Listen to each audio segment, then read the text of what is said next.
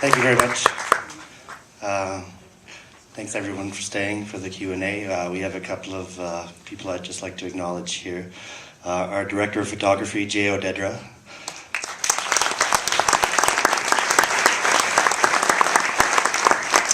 Co-producer, Romana Gray. And our executive producer, Christopher Hurd from Dartmouth Films in London. And we have a few special guests who have traveled a long way to be with us here today.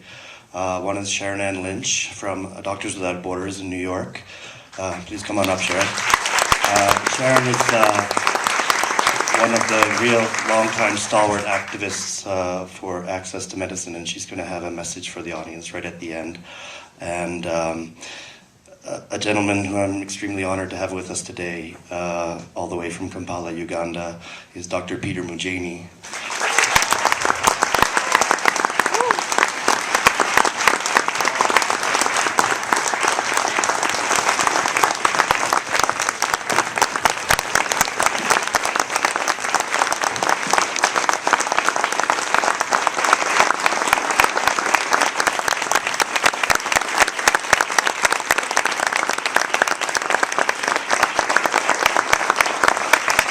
As you saw in the film, this gentleman's responsible for millions of people being alive today, and he is one of the real heroes of the struggle for access to antiretroviral medication and the struggle for access to medication in the global south.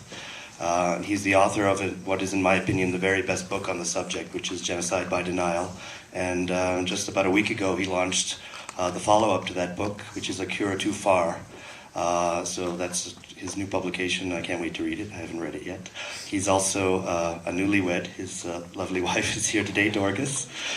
And I would say one of the great moral voices of our time in terms of speaking out in favor of human rights and the idea that all of us have a right to health. Which is really at the heart of the message we're trying to get across in this film. So, if anybody has any questions, we'd love to answer them. Right at the back. Yeah, a couple of questions. Is President Clinton continuing to try to get more funding like he began? He seems to be quite a big instrument in helping get all this money, for $15 billion for the AIDS to help the people. And is President Obama also involved in that? And then number two, I noticed in the film Blood Brothers, the children in the orphanage seem to have a lot of access to their medicines for AIDS. And does Africa is there any way they can get that kind of sponsors to help their country out, or do what India is doing in terms of making their own drugs so amply available? Well, first of all, the one thing I would like to clarify was President Bush, in fact, who announced the PEPFAR program. And I think one of the surprises in this story is that President Bush actually played a relatively positive role. I think we can agree on that, much more so than people might have expected. And I think, in retrospect of the 2 terms of his presidency, this is the real shining, glory of his presidency, and which is why, probably the one place in the world where President Bush is actually very heartily welcomed is Africa. I think Dr. Mujeni would probably agree with that. But maybe I'll let Sharon Ann answer the question about the state of play currently. So it's interesting with every year the U.S. support for HIV treatment goes up, which is fantastic, because then we're able to leverage that to have other countries be a part of the worldwide struggle to make sure that people don't needlessly die without HIV treatment. And President Obama, on World AIDS Day, which was December 1st, released his blueprint to help bring about what he called an AIDS-free generation. And the Clinton Foundation is still very active.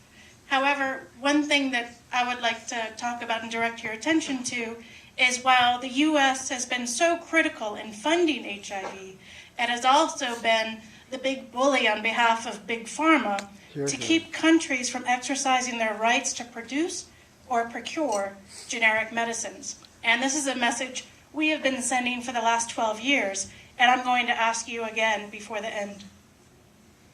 And maybe Dr. Mujini could talk about the state of play in terms of access to antiretroviral medication currently in Africa.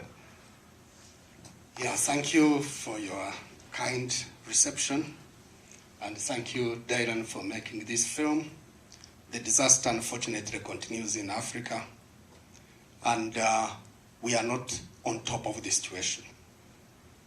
The people accessing treatment is about 50%.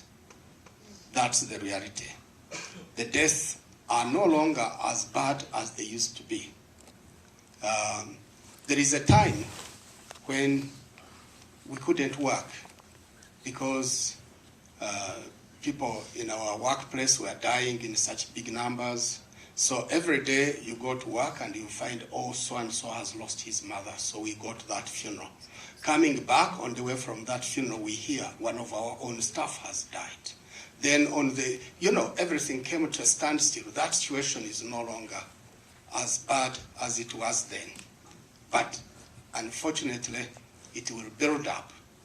And unless action is taken, I'm afraid in the near future, we are going to have another crisis, because Africa now has got about 10 million people on treatment, but the people who need treatment are about 30 million, and the number will continue to go up.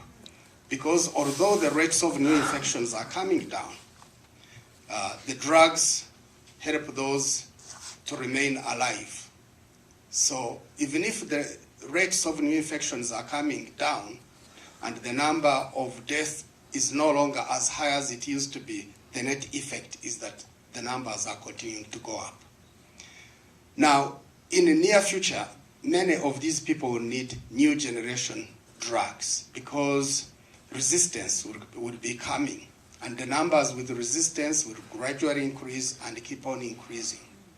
The threat that we are facing right now is that the new drugs that treat resistant HIV are now under TRIPS that we have seen in the last part of the film. So they will not be accessible. And so the bloodbath will come again, unless something dramatic is done. Tribute to President Clinton. In his presidency, he talked about, in the campaign for the second term, he talked about treating AIDS. He only provided $300 million US dollars, which was not even sufficient to communicate to people about the AIDS. But he redeemed himself. Later, he did a fantastic job when he started a job of AIDS activism, and President Bush did a fantastic job. Nobody thought that AIDS would ever get that kind of support, and millions of people are now alive in Africa because of the action President Bush took. I have just a quick follow-up. Can you tell me why the 50% of the population didn't take the drug? And what are the behavioral? The money is not sufficient to treat all the people who need. It's not sufficient. About 50%. Some latest statistics put it at about 55. The highest I've ever seen is about 60. So the money is not enough to treat all the people. So we need support for low-cost drugs, and surely we have seen a demonstration that AIDS can be treated and millions of lives can be saved. And surely with this demonstration, we do not need laws that make it impossible for people who need life-saving drugs to access it. So initially, only 50% could get the drug? Yes, at the moment about that number, the money that is available is only reaching, is enough to reach about 50%.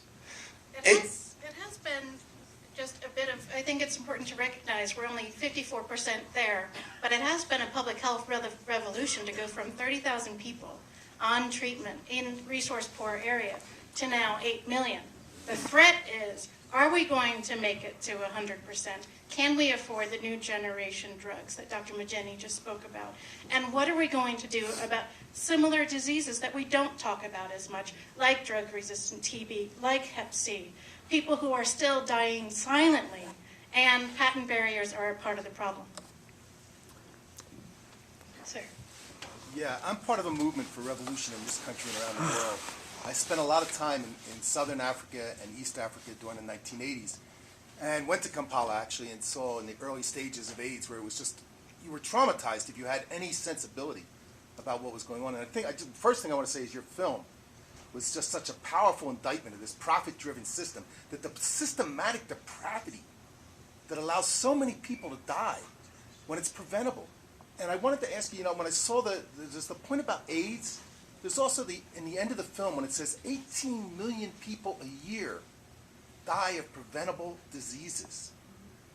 This can't be tolerated. And I kept thinking about, even in Africa, one of the things I saw that was killing people, cholera, diarrhea, people dying from that. What do you see in addition to it? It was really helpful to understand what you said about the new generation of drugs, people needing further treatment. But what are the other front lines you think of where this is going to surface, is going to come to the forefront again, where a huge kind of crisis is going to develop? And then what do you think people can do about this beyond relying on these imperial governments that clearly are in league with big pharma and make these rules immediately to stop anything that would threaten their profits? Well, before yes. It's a long one. I'll just paraphrase. Yes, the gentleman, was just expressing, his dismay at the fact that such a situation could exist, where, we see 18 million people. It's roughly 1/3 of all the deaths in the world attributable to treatable and preventable diseases, mostly because of access to medicine. I mean, and I fully agree. This is a totally unacceptable situation. I mean, and the root of the problem is monopoly. So, I find it, yesterday I did an interview, and, the gentleman was very friendly, and he said, we Americans are real believers in the capitalist system. So, how can you tell us that we have to support, treating poor people in other parts of the world? That's an anathema to, the belief system that we have. And my answer to him was, this has nothing to do with capitalism. Whether you believe in capitalism or not, monopoly is not part of capitalism. It is the antithesis of free market competition.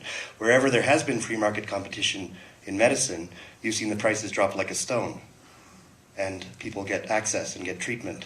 So, I think there's an irony here that this is one of the few situations where you'll see people on the right side of the spectrum, the conservative side of the spectrum, banging the drum for a government-granted monopoly, and people on the left side of the spectrum, ballyhooing free market capitalism. And it's crazy. It's insane. But that's the situation that exists.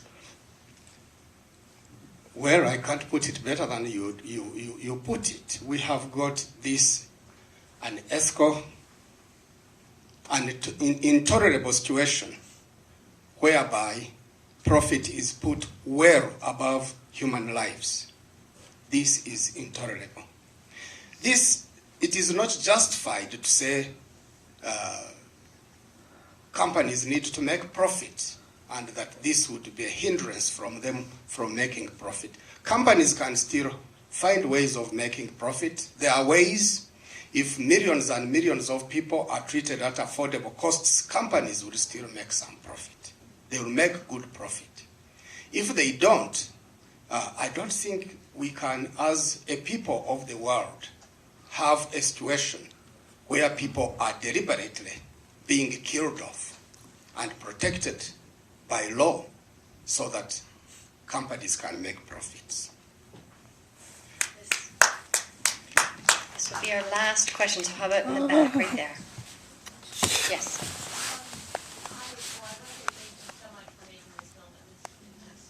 Most in the South waiting for HIV treatment, where in MSF projects, we didn't have a waiting list, and not in any of the 19 countries where we have HIV treatment programs. And it's not because MSF is Doctors Without Borders is well funded, it's because we can access the cheaper generics. So even the new improved medicines that we're using today, it costs less than $200 per patient per year. In the US, you call Rite Aid, that drug is $24,000 because of a patent monopoly.